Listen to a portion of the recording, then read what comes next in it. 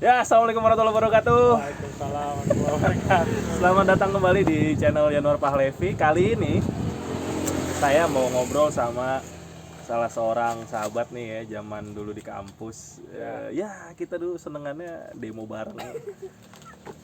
Diajakin demo, diajakin demo, ngerusuh bareng. Ya, kadang-kadang nginep di sebuah tempat. Nah, tapi nggak pernah ngomongin cewek sih. Ya, kita nggak pernah ngomongin cewek. nggak Nggak pernah. Akhwat ngomongnya. Nggak pernah. Ini anak-anak lurus lah. Anak-anak lurus dan ya sampai sekarang masih lurus dan di jalur yang benar ya. Insya Allah. Masih di kapal yang besar. Waduh, nyindir-nyindir nih enggak. Tenang aja. Saya kenalin namanya Toma Patriot Tama. Ya. Kenapa namanya Patriot? Dia pernah cerita katanya pengen rudal ya. Iya. Ambil dari rudal. Toma itu nama rudal. Oh, Tomanya, Tomahawk. Iya, gue inget. Tomahawk itu nama rudal. Ya bener sih. Bener ya Tomahawk. Patriot ya. Ya, kita berharap sampai sekarang dia masih di Patriot. Dan ini adalah salah seorang sahabat yang sangat membanggakan. Kenapa? Karena di antara banyak Presma angkatan saya tentunya tahun 2013. Lu dia dua periode coy. Dia 2 periode jadi Presma di UNS Ya, yang Marok Presmanya. Universitas Negeri Surakarta ya. Bukan, Universitas 11 Maret. Oh ya, sorry. Universitas 11 Maret Ya, UNS. ya. Gue nggak pernah tahu loh. Iya, makanya. ITS UNS. Iya. Ya tahu cuman lupa pasti gue. Ya, mohon maaf ya. Iya, sama apa-apa anak emang ITS. rata-rata UNS biasanya begitu. Kan kalau ITS sukanya ngomong Institut Teknologi Surabaya. Iya, Surabaya. Padahal sebenarnya kan 10 November kan. Oh, Ya. Itu juga kadang-kadang saya suka kebalik.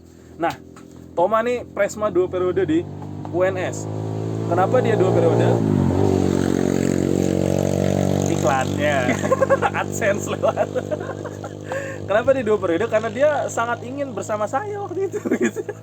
Doanya Yanuar waktu itu pas saya Ya. kumpulkan di Sragen. Sragen.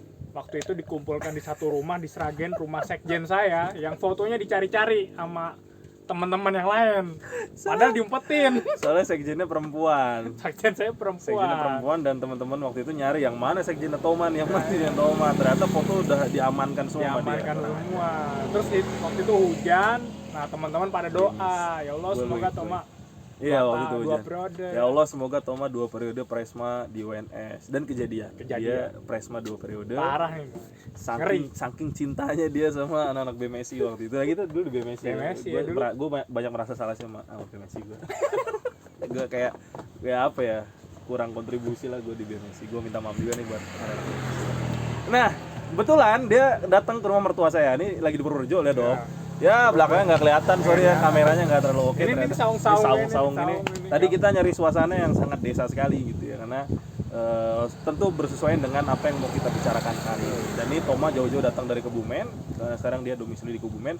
Kemarin jadi caleg, mantap nggak? Dari partai kita semua. dari PKS. Ini disensor kan nih? Enggak. Oh, nggak disensor. Kenapa kan biasa aja. Gitu. Biasa aja. Caleg kalau lu dari PDIP juga gua sebut kan caleg PDIP. Untung lu dari PKS. Jadi gua sebut. Ya udahlah. Ya happy banget lah datangan Toma. Nah, kita pengen bahas dikit-dikit tentang apapun lah ya. Biasa yang video-video gini kan saya nggak pernah nyiapin materinya ya. Iya. Ngalir ya. Bintang tamu adalah korban konten gitu ya. Nih Tom, gue pengen tanya. Lu ada nggak hal yang sampai hari ini, misal selama lu di BMSI gitu ya, ada nggak sih hal yang lu sesalin? Ada waktu itu. Dalam dimensi apapun ya. Iya. Lu nyesel gue belum ngerjain ini, lu nyesel gue harusnya bisa ngelakuin ini apa? Ada waktu itu pas aksi bareng teman-teman di istana sih. Di mana? Nggak ikut. Di sana? Iya, aksi demo kenaikan BBM yang Oktober. Iya, Oktober yang pada masuk penjara. Oh iya betul. Gue nyesel gue nggak ikut aksinya gitu. Gue bikin aksi di Lu Solo nggak ada besar-besaran. ya? Gue nggak ada di sana. Oh iya, lu nggak ada. Soalnya gue ada pasti gue ikut penjara gitu. Gue pengen masuk penjara sama teman-teman bener kayak gitu. Gue nggak boleh, gue dulu disuruh lari sumpah. Yang kena kan Randy. Iya sih. Gue dulu disuruh lari gue. Ada yang kena pukul juga kan? Dudi kena pukul polisi. Padahal yang bikin kisruh kan bukan dari kita BMSI kan. Ada yang masang petasan waktu itu. Yang petasan kita, Bro. Lu nggak tahu kronologinya. Iya. Lu nggak tahu kronologinya. Kronologinya tuh emang masa kita, gue nggak perlu sebut lah ya. Iya. Dari mana lah. Dari Unpad emang lah. Ya ini gue sensor ntar. Unpad dasar langsat nih anak Unpad gitu ya. Bukan anak Unpad keseluruhan, ntar di pelintir-pelintir lagi kata-kata. Enggak, anak BEM pada masa itu anak Unpad ada salah seorang. Lu tau lah siapa sih yang paling seneng rusuh zaman kita. Iya dia. Sekarang dia udah tobat orangnya. Oh iya. Tobat gimana?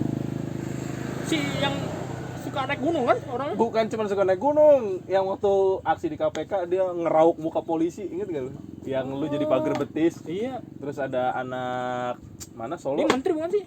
Menteri. Oh iya, dia naik gunung kan hobinya. Naik gunung juga. Oh itu gua mah tahu. Itu dia minta izin ke Korpus. Korpusnya siapa sih waktu itu langsat memang tuh orang. Ya, korpusnya lu. Iya. Iya maksud gue itu. Dia minta izin tuh waktu itu. Boleh nggak gue nyalain petasan? Boleh, tapi ke atas gue bilang. Iya. Jangan ke bawah-bawah, apalagi ke arah polisi. Iya. Karena kan jangan sampai. Gue juga orangnya nggak mau ngebahayain siapapun. Iya, sebenarnya. benar. Main aman, ya menjijikan sih sebenarnya gue. Ya.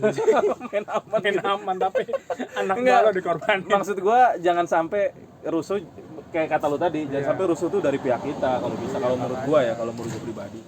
Gue siap rusuh, tapi jangan dari pihak gue yang mulai gitu. Iya, betul. Kalau yang pas siang tuh kan pas Dudi dipukulin, setuju tuh gue kita ribut tuh. Kenapa? Karena emang Dudi ditangkap terus, bukan ditangkap sih ya, dibuat jatuh sama polisi terus diinjek-injek dulu tuh. Nah kalau kayak gitu, Dudi yang nonton ya. buat Dudi Septiadi ya, Ingat-ingat ya. Ingat-ingat. Lu inget gak sih pernah diinjek-injek depan istana gitu? Nah kalau yang kayak gitu, setuju tuh gue, maksudnya setuju untuk ngelawan gitu. Tapi kalau dari kita yang bikin masalah, gue mau ngelawan juga gimana ya? Nah iya makanya. Gue mau ngelawan juga gitu. Gue sih prinsip gitu. Tapi lo nyesel ya nggak datang itu? Itu aksi yang paling seru loh. Iya sebenarnya gue dengar kabar itu waduh dalam hati gue nyesel banget sih. Cuman gimana ya? Karena gue suruh ngamanin Solo ya. Jadi gue ngamanin Solo karena napas pergerakan kan selain di kota juga di Solo ya. Solo dan sekitarnya, DIY dan sekitarnya Jawa Tengah. Iya sih harus ada yang jaga ya. Nah iya makanya gue si Firman juga nggak ikut tuh. Oh si Firman nggak ya? Unsur enggak. Kayak Firman kecewa sama gue deh dulu. Kan gue banyak yang kecewa sama lo. Iya, gara-gara gue nggak berangkat ke Riau kan. Ya. Gue nggak tahu ya, intinya ya banyak dah. Tahu gue. Ya, kalau gue kecewanya sama Undip. kenapa Undip? Nah kan Undip kan Korwil ya, kan gantian gua. Oh iya. Ya emang kalau pegang posisi pasti banyak yang kecewa sih ya. Begitu. Tapi gue minta maaf juga sih untuk BMXi. Waktu itu emang waktu Rakorwil atau Rakernas yang di Riau itu kan gue nggak berangkat. Yang berangkat Miji, terus gue tahu dievaluasi di sana kayaknya habis-habisan juga kan kerja BMKM UGM sebagai korpus. Ya gue bisa ngerti, maksud gue emang gue kurang optimal di situ, dan gue kayak kabur gitu kan, kayak nggak datang Rakernas tuh kayak kabur. Sebenarnya nggak kabur, waktu itu gue ada acara di Jogja dan gue nggak punya duit waktu itu buat berangkat sebenarnya. Sampai Ali ngejapri gue, Yan kalau lu nggak punya duit gue bisa dibantuin lu uang berangkat. Buset. Bang, ditambah gue ada acara waktu itu, wah nggak bisa gue tinggal juga nih yang satu ini. Udah Miji cukup lah gue bilang ini, Menko eksternal cukup lah kalau Rakernas mah. Iya. Kalau mau Kernas gue bilang, kalau tapi yang mau Kernas berikutnya gue nggak datang sih. Bahkan udah ganti. Udah ganti ya. Maksud gue mungkin meremehkan sakralnya Rakernas mungkin ya dianggapnya. Iya. Cuman ya itu gue salah sih, gue bilang. Ya gue minta maaf ya teman-teman BMSI. Mudah-mudahan. Nah kayaknya sih Firman tuh agak-agak kecewa di situ, itu dia nggak datang. Kalau gue menduganya gitu ya, gue nggak tahu. Cuman gue bisa ngerti lah kenapa dia begitu. Besok diajak collab saja. Cari waktunya mana di mana. Firman adalah orang paling cerdas yang pernah gue temui. Salah satu orang yang pernah gue temui. Mudah-mudahan Firman nonton dan marah-marahin gue. Tapi dulu pas di Sragen Pak Dek datang kan nih? Firman datang. Datang. Datang ya Firman datang. Datang, kita bikin kong kali kong di sana yang bikin kok. Iya. Bikin simulasi lo diarahkan UGM jadi korpus kan di Sragen, itu rumah Sragen, asal lo tau ya BMSI ya. Itu gara-gara gue nih UNS bikin forum. Ya Joglo Seto waktu itu berencanakan korpus diambil Joglo Seto. Ya Joglo Seto tuh Jogja, Solo, Purwokerto. Semarang dan Purwokerto. Semarang ntar marah lagi. Marah nanti Najib. Semarang Purwokerto minta disepakatin, ya udah korpus kita ambil lagi aja nih gitu. Ya. Sialnya adalah waktu itu gue dikorbanin. Iya kan, lu ngaku lu Tom, gue hajar lu gitu ya. Miji juga langsat juga Miji ini. Tapi kan udah forum bersama. Gue kan emang sengaja gue menyediain tempat nih. Ya ngumpul di sini teman-teman Korwil. Bersama tapi kan lu teman-teman Jogles itu gue kumpulin. kan menjatuhkan BEM gua jadi. Ya bukan menjatuhkan sih ya, itu kayak apa ya? Gue dikasih beban lebih. Iyalah. Gila aja pikirin ya. Tahun 2012 BMKM UGM itu keluar dari BMSI. Ya kan keluar kan zamannya Sinyo keluar dari BMSI. Karena ada perbedaan pendapat yang udahlah kita lupain aja gitu ya, lupain aja lah gitu, masa lalu. Terus tahun 2013 gue jadi Presma, gue masukin lagi. Nah ya makanya itu. Terus jadi korpus. Terus tiba-tiba diminta jadi korpus. Emang Joglos itu nih kurang ajar emang. Jogja, Solo, Semarang, Purwokerto, Undip, Unsud, UNS, apalagi sih lupa. Banyak, Amikom, Indra emang. Indra lah, lu jarang ketemu gimana orang Indra di Bekasi dia. Ya Indra di Bekasi ya, padahal dia IG-nya main sama istrinya mulu. Iya, main sama istrinya mulu dia, ya udah enggak apa. Indra awas lu Indra ya, gua mention ntar lu. Ya, ini menarik. Lu kecewa apa bukan kecewa, lu nyesel. Nyesel yang gue nyesel. Tapi di Solo gede kan waktu itu. Solo gede. Nah. Gue bikin besar memang di Solo. Jadi ya. Gue disuruh jaga kandang sih. Bukannya nggak mau berangkat tapi emang disuruh jaga kandang. Dan di situ gue nyesel kalau teman-teman lihat dari beritanya, wah banyak yang ketangkap dan segala macam, gue nyesel. Harusnya gue juga bisa kayak begitu si Wildan yang ketangkap. Wildan Unpad dan kawan-kawan, banyak sih anak Unpad yang banyak ketangkap. Dan ya gue waktu itu masih di situ. Cuman gue banget gue nggak ngilang, gue ada di situ. Terus gue nggak tahu, gue ngelihat si anak Unpad yang nyalain petasan itu, dia mukul polisi gitu di depan mata gue gitu. Nah, anak-anak gue udah gue suruh pergi semua, lepas sama akar gitu kan. Anak-anak UGM yang ikut soalnya anak baru coy waktu itu. Anak baru yang ikut. Terus yang gue ngeliat masa gue aman gitu kan. Anak-anak UNJ kan paling banyak UNJ waktu itu hijau-hijau tuh. Fajar ya. Iya, Green Force Fajar. Gimana Bang Fajar, kabar ini jarang keluar dia jadi ustadz ternyata. Fajar juga marah sama gue tuh kayaknya. Maksudnya?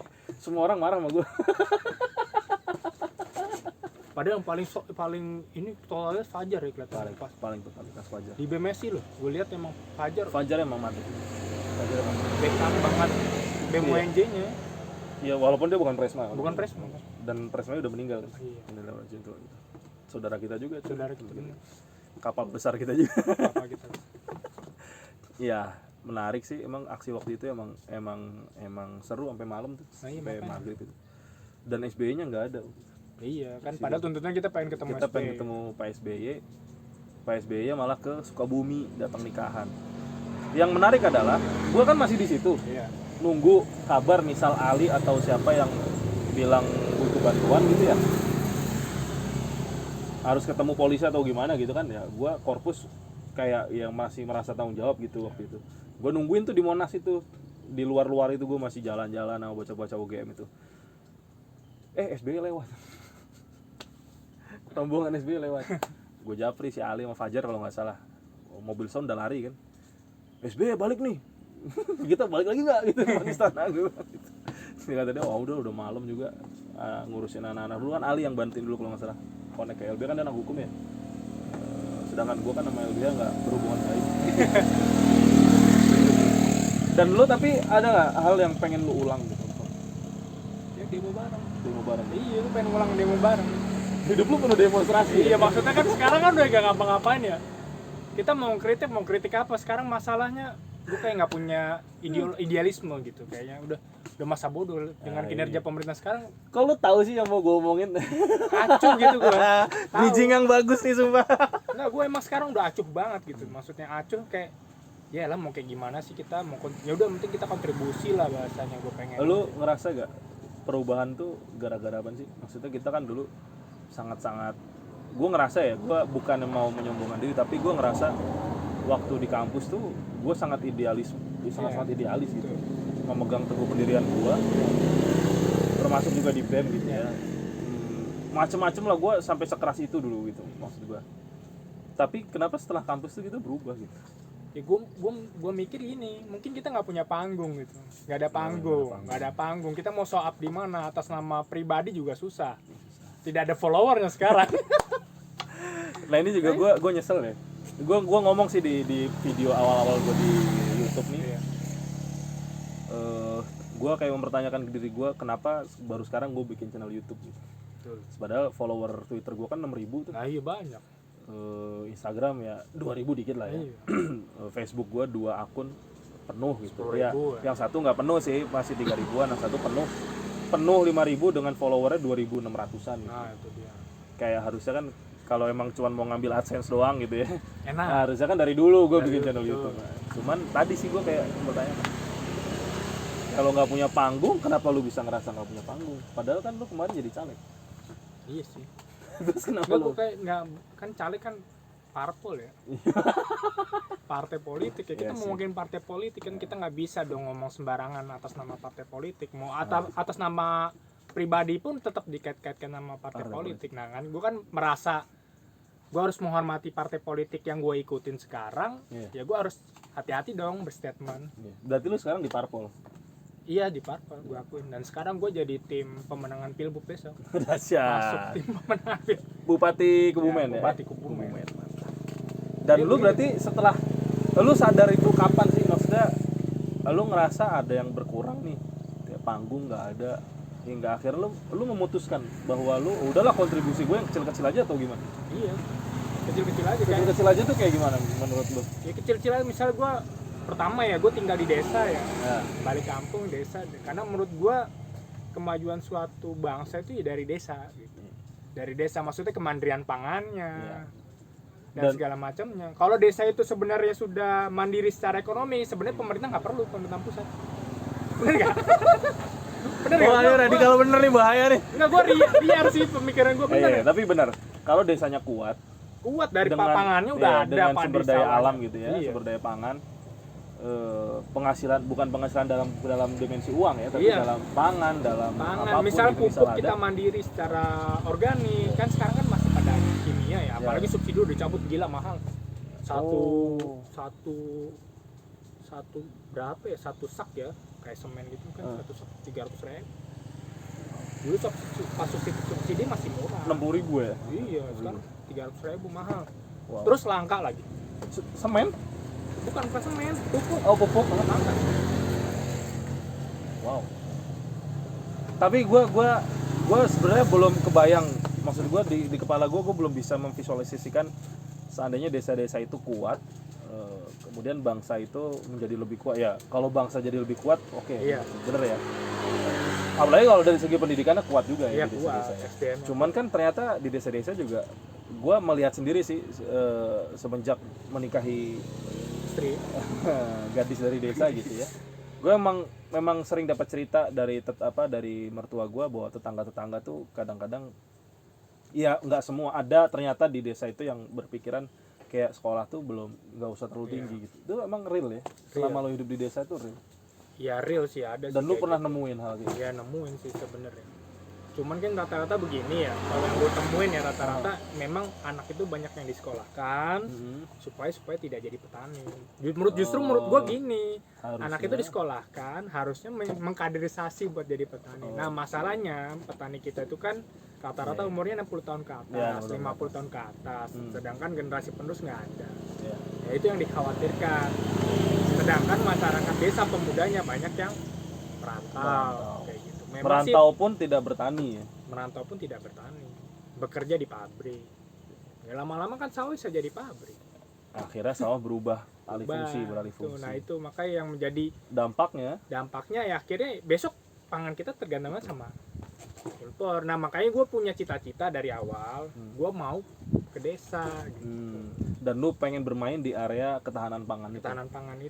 Dan belajar itu, memang. Ya, lu kan lulusan kimia ya. Lulusan kimia, tapi nggak nyambung kan. Lu sarjana sains. Menurut gua ya nggak mesti nyambung. Iya. Kalau lu udah ada niat di situ, nih gua besok mau bikin konten sama temen gua nih. Dia anak IPA. Dia waktu SMA IPS. Terus kuliahnya komputer. Nggak nyambung kan? Nggak nyambung. Kemudian jadi programmer dia. Setelah jadi programmer, kerja di sebuah perusahaan yang cukup gede di Jakarta. Sering ketemu gue dulu waktu gue masih di Ben Hill. Terus dia dibajak sama perusahaan lain. Diambil tuh berarti kan dia emang kualitasnya oke ya. Diambil jadi manajer. Gila, dia lebih cepat dari gue karirnya.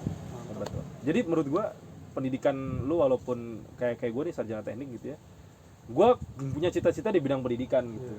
Kayak gue pengen bikin sekolah di satu daerah gitulah yang menurut gue sampai sekarang masih terbelakang.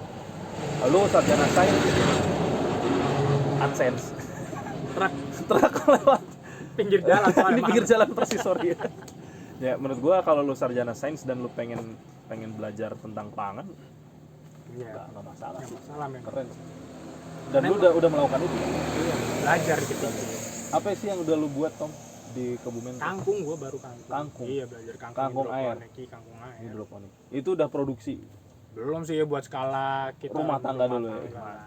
Tapi udah mantep lu buat rumah tangga. Ya buat belajar aja sih, kecil-kecilan kan. Kalau mau lebih, karena gini, karena kita sebagai pendatang harus banyak mendengar dulu, lihat. Gak ujuk-ujuk kita ngasih arahan, ngasih teori kayak orang sok tahu gitu. Yes. Ya kan, makanya gue ngeliat, oh begini nanam cabai begini. Kadang gue ngobrol pas saat ronda ya kan. Oh malam ini gue ronda nih, ntar malam gue ronda ini. Biasanya pulang jam 3 malam. Kadang gue ngobrol ya kan, rata-rata petani ya. Ngobrolin tentang cabai lah, ngomongin tentang jambu kristal, ngomongin tentang sawah, perairan dan segala macam ya. Di situ gue jadi pendengar. Gitu, makanya bagi teman-teman yang mau pulang kampung ya emang kita saatnya kalau pas pulang kampung ya harus jadi banyak pendengar dulu, nggak bisa banyak ngomong ini itu. Yang pasti emang kita harus bisa ngebaca situasi dulu. Baca situasi. Gue juga ngevaluasi itu sih. Gue dulu di BEM, waktu gue masih di BEM teknik ya, bukan di BEM KM. Anak-anak gue tuh, teman-teman gue maksudnya, staff-staff gue tuh pada bikin project sosial gitu deh. Kayak bikin tambak lele, biogas, bikin kebun jamur dan sebagainya. Itu berhasil, kebun jamurnya berhasil, bisa produksi, tapi emang nggak berlanjut, nggak sustain gitu, nggak ada yang lanjutin dari warga desa. Dan gue ngevaluasinya memang kayaknya waktu itu gue salahnya tuh datang serta merta ngebawa program. Iya nggak sih? Iya. Harusnya kita tuh datang dengerin dulu kebutuhannya apa, karena belum tentu program yang kita anggap bagus di desa itu bagus. Iya gitu, gue ngebawa tambak lele, sedangkan warga lokal itu hal yang biasa mereka kerjakan tuh bikin batu bata.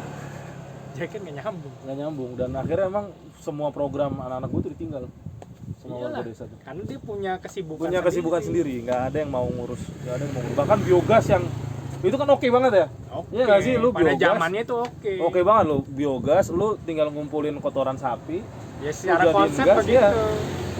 Jadi gas dan lu nggak perlu beli LPG kan gitu. Normalnya kan lu langsung bisa masak pakai itu. Tapi nggak dilanjutin. Emang lanjutin. Banyak kok program pemerintah biogas di pemerintah desa juga gua. ya? Iya, pemerintah di biogas di desa gua. Itu ada satu, kebetulan dia ini ya mitra di keluarga mertua gua ya. Mitra maksudnya dia yang nandurin. Ya.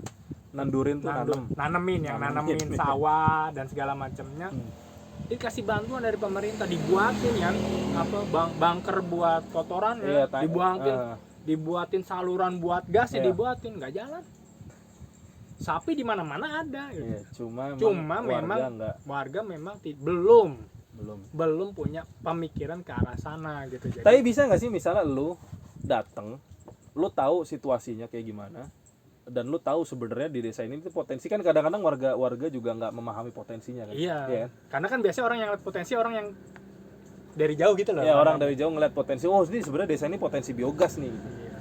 Akhirnya lu ngelihat situasi dan lu melakukan rekayasa di situ. Sebenarnya bisa.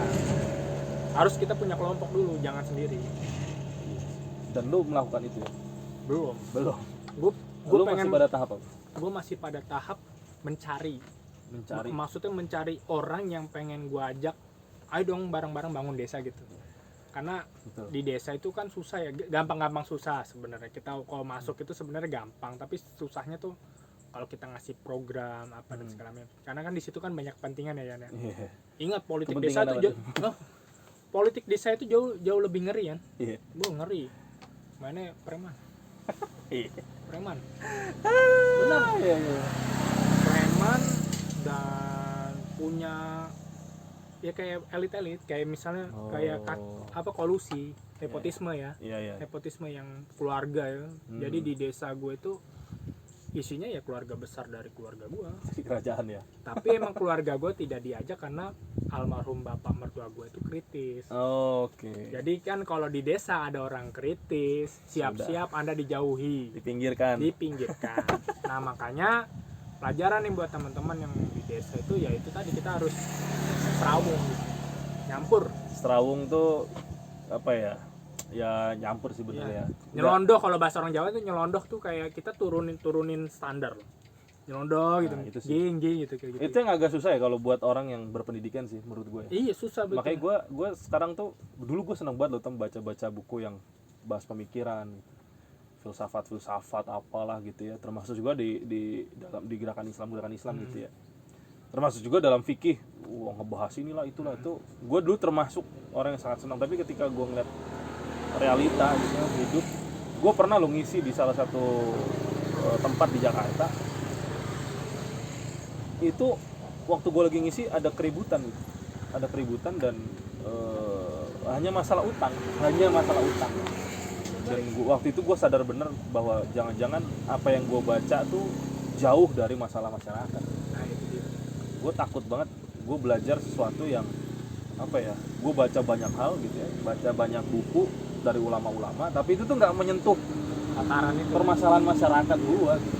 Karena ternyata di masyarakat kita kebanyakan orang ya hanya berpikir bukan meremehkan masyarakat. Iya. Pada akhirnya kebanyakan tuh orang mikir gimana caranya supaya bisa hidup dengan uang gitu, dengan uang. Dan itu nggak bisa gue pungkirin kan. Memang nggak bisa. Dan nggak bisa gue ajak mereka ngomongin hal yang ideologi gitu kan. Itu susah. Nggak bisa. Susah.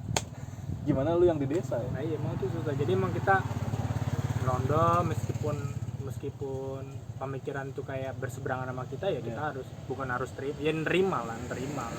Kita mau menolak pun ya cukup kita menolak sendiri gitu, tidak kita bantah di saat itu, tidak gitu. Maksudnya ya udah kita terima meskipun ada omongan-omongan kok kayak gini ya, tapi ya memang gimana ya kehidupan desa kalau kita kayak gitu ya nggak punya teman dong. Gitu. Dan gue lihat lu berarti mainnya di sisi-sisi ngerajut kerukunan itu berarti. Iya. Pertama padahal padahal bisa jadi lawan bicara lo adalah orang yang sangat berseberangan. Nah ya bisa jadi itu. Cuman kan karena gue pendatang ya, jadi gue harus nyerawung, punya teman, punya tetangga dan segala macam. Kedua gue juga punya kepentingan dong. Karena gue kemarin nyalek sih ya. Karena gue kemarin nyalek jadi gue harus punya kepentingan dong gimana. Setidaknya di TPS gue menang. Alhamdulillah kemarin di TPS gue menang. Alhamdulillah. Itu kalau kalah malu banget sobat. Kalau gue TPS gue kalah gue malu ya. Besok nggak keluar lagi seminggu dia. Aduh ngerenung muhasabah. Astagfirullahaladzim. Iya. Itu yang menjadi bahan pertimbangan gue sih Yan gitu ya. Maksudnya ya emang kayak begitu. Kita juga belajar kan ya di BEM itu kan kita juga. Karena kita dulu di mahasiswa kita udah banyak ngomong ya kan. Udah saatnya nih karena kita udah gede punya anak ya kan, udah punya istri gitu, udah saatnya kita banyak mendengar gitu. Lu pernah nggak sih ngerasa ya gue dulu banyak ngomong nih zaman di BEM, sekarang waktunya gue ngebuktiin.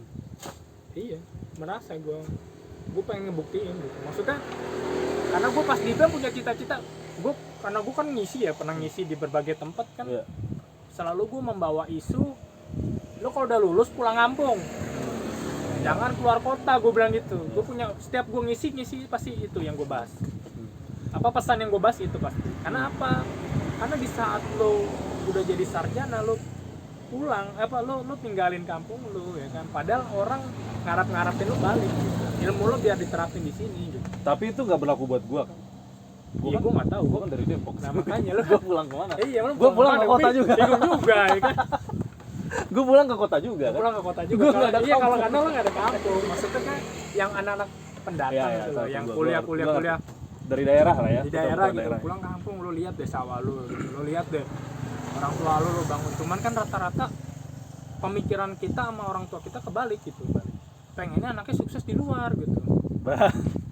Iya beda ya. Bukan di dalam. Ya. Padahal gue pengennya anak itu pulang sukses di dalam bangun desanya. Ya. Mantep. Nah, tapi kebalik gitu. Ya orang tua standar suksesnya dia adalah ketika anaknya kerja di kota. Di kota bawa mobil pulang. Bawa mobil. Ya nggak tahu itu minjem atau gimana kan nggak tahu ya kan. Bayarnya padahal nyicil. Iya, yang penting bawa mobil ya kan. Bawa oleh-oleh kan. Oleh-oleh nggak seberapa tapi pulang-pulang bawanya beras karung ya kan. Iya. Iya gue ngerti. Ya, Jadi gitu. menarik. dan lu memilih itu lewat jalur, kalau menurut gua ya bahasanya apa ya, lu berusaha bermain di, bukan berusaha, lu memutuskan untuk main di ketahanan pangan, ya, membangun desa, dan dan lu sekarang tak belajar. Kenapa lu nggak masuk dunia politik? Karena menurut gua kalau lu jadi caleg oke, tapi kan pada akhirnya lu kemarin belum berhasil. Tapi apakah lu ada niatan akan kembali ke dunia politik?